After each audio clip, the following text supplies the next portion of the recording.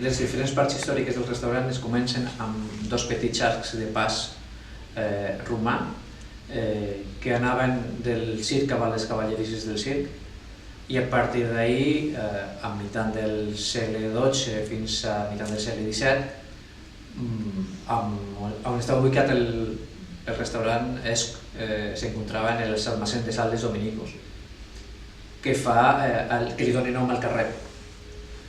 D'aquesta època se conserva un arc romànic i 5 arcs gòtics.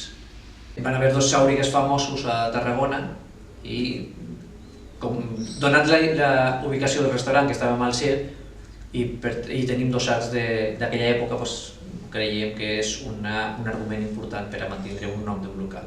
Des que vam obrir, la nostra intenció sempre ha sigut oferir uns productes frescs, de proximitat i a un preu assequible.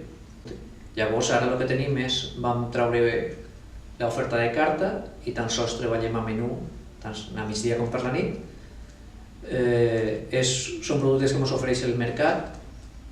El peix amb un 80% és un producte de les costes de Tarragona, i a data d'avui, en 3 setmanes, hem aconseguit que el 60% siguin productes ecològics.